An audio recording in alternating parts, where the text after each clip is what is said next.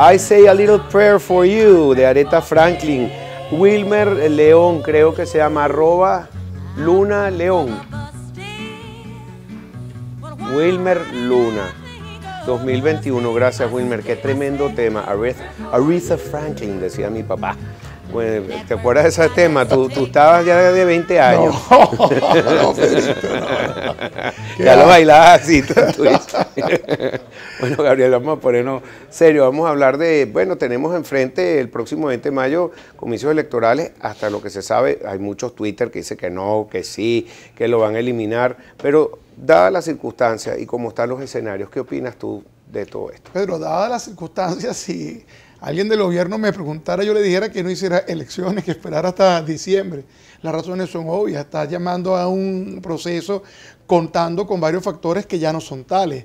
Entre otros, está contando con una oposición terriblemente unificada, amenazándolo y por el contrario, hoy se está viendo. Hoy cambió el escenario. Bueno, yo no sé si cambió hoy, lo que te puedo decir es que yo, si fuera gobierno, haría las elecciones en diciembre. Por otra parte, sería bueno para la oposición porque permitiría, si esa semilla que tú dices que se sembró hoy, que germine y produzca sombra. Hoy lo que se ha visto es una coyuntura que yo felicito realmente a los diputados por ese acto de valentía, de coraje y una demostración de política, digamos, de alguna forma totalmente desprovista del sesgo que la gente trataba de asociarles, ¿no? Pero más allá de esto, el 20 de mayo pareciera que ser una coyuntura donde un grupo importante de venezolanos no se siente motivado para participar. Y tienen la razón, eso lo hemos discutido en este programa varias veces. Un proceso electoral no implica que Venezuela tiene democracia. La democracia es más que unas elecciones. La democracia como concepto es el ejercicio pleno de los derechos. Pleno de los derechos, no solamente de un derecho político, cuando me refiero al derecho electoral de elegir y ser elegido. Y ahí vamos al punto, yo voy a votar, pero eso no garantiza que resulte electo por quien yo vote. Existe toda una serie de análisis que se puede hacer sobre esto y al final siempre nos encontramos con que si bien es cierto que los procesos electorales son indicadores de una democracia sana, no constituyen el fin en sí mismo de una democracia. Los procesos electorales son un medio para reivindicar la democracia, para validarla, pero no es el fin. El fin es precisamente que todos los ciudadanos contemos con esos derechos sustantivos, esos derechos que nacen con nosotros, como el derecho a la salud, derecho a la alimentación, derecho a la vida, derecho a la educación. Y yo pregunto, estos derechos que son básicos, fundamentales, que por cierto la Declaración Universal de los Derechos Humanos los denominan derechos de primera generación. Le pregunto yo a quienes nos ven, ¿en Venezuela tienen todos esos derechos cubiertos? Los primarios.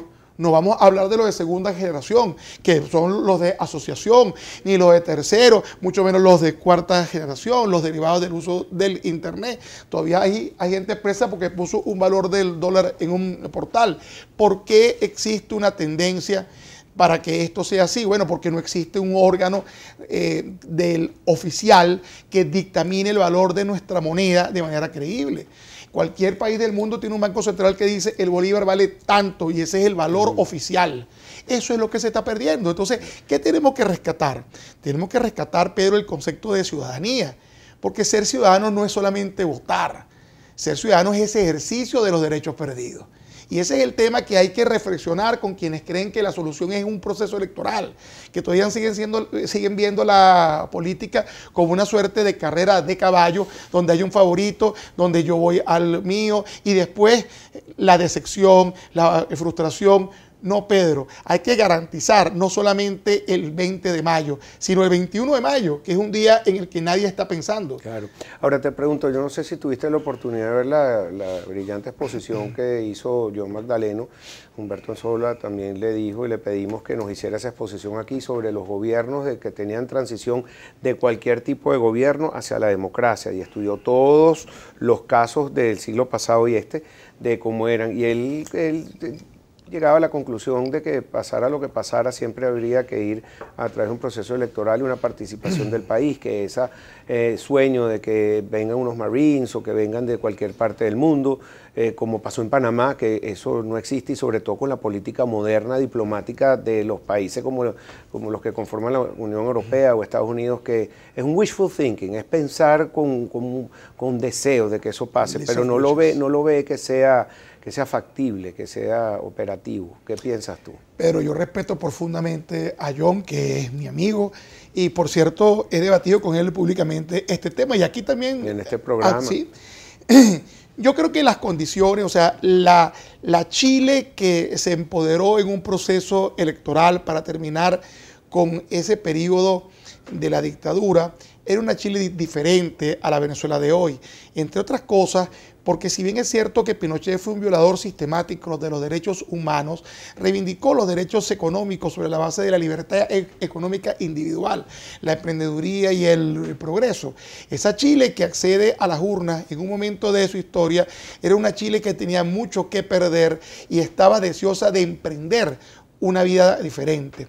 Venezuela, tal vez la de hoy, está sumida en una suerte de secuestro, en el sentido de que los ciudadanos o los que éramos ciudadanos nos hemos convertido en súbditos, y una gran parte de los que todavía seguimos en este país dependemos de las dádivas sistemáticas denominadas misiones en su principio, y que son medidas de control social a través de un plástico llamado carnet de la patria.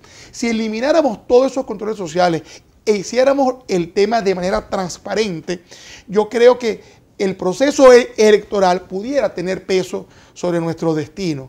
Pero en este momento nos encontramos totalmente mediatizados. Existe un sesgo interno del instinto de supervivencia de quienes, por cierto, no están viendo del otro lado una fórmula que les garantice salir de esto para algo mejor.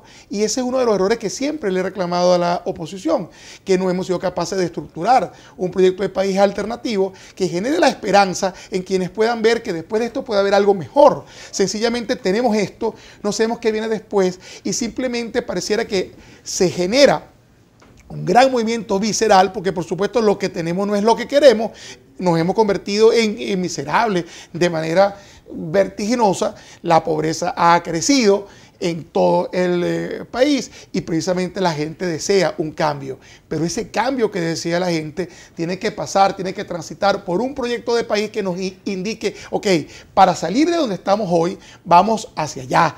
Yo creo que personas como Jesús Cacique, que tú tenías antes, y muchos otros pueden darnos un camino económico, otros pueden darnos un camino político, pero definitivamente tenemos que pensar que este discurso socialista, si se quiere decir, este discurso redistributivo, este discurso dadivoso, no es lo que solucionó los problemas de este país en los últimos 20 años. Tú estás diciendo que nos hemos convertido en un país miserable, pero eso se mide matemáticamente. Hay un índice que emite Bloomberg todos los años, pero es un concepto matemático, porque tú sumas nivel de desempleo más de inflación. Imagínate, si tenemos la inflación más alta del mundo, tenemos el índice de miseria más alto del mundo, para darle un poco de contexto y apoyo a lo que está diciendo. Claro, Pedro, porque al final nos damos cuenta que el poder adquisitivo del ciudadano se ha venido a menos. Y en realidad la rectificación del modelo económico es algo que siempre le hemos pedido al gobierno en los últimos 20 años, pero pareciera que la profundización del modelo, que por supuesto profundiza la crisis, genera el espacio posible desde el punto de vista político. Y eso es lo que precisamente hay que pensar, que el venezolano y Venezuela merecemos un futuro mejor. Okay, tenemos que ir a una pausa, Gabriel. Al regreso seguimos hablando de estos interesantes temas. Gabriel Reyes, analista político, @GReyesG, aquí en Control y Pensini por Globovisión.